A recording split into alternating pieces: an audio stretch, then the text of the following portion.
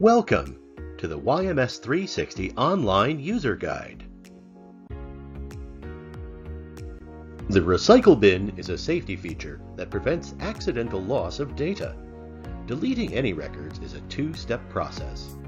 This brief video will show you how to delete records, find a record in the Recycle Bin, and restore or permanently delete the records.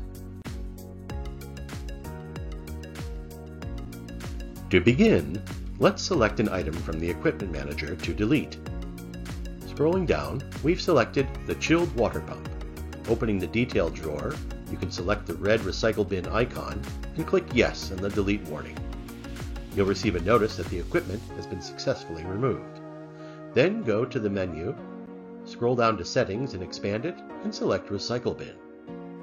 Looking under Record Information, you'll find the chilled water pump. Select it, and that will give you two options. You can permanently delete the item or restore it.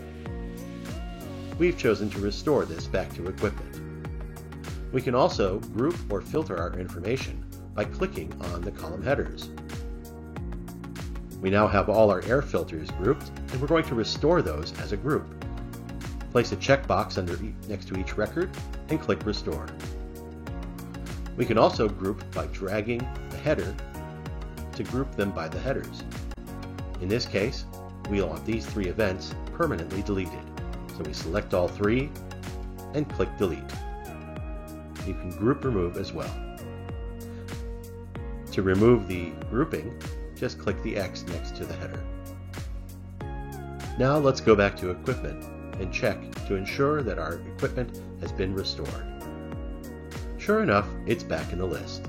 And that is how you use the Recycle Bin.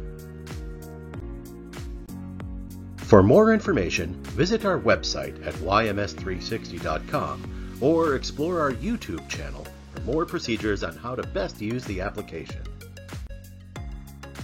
Thank you for watching the YMS 360 Online User Guide.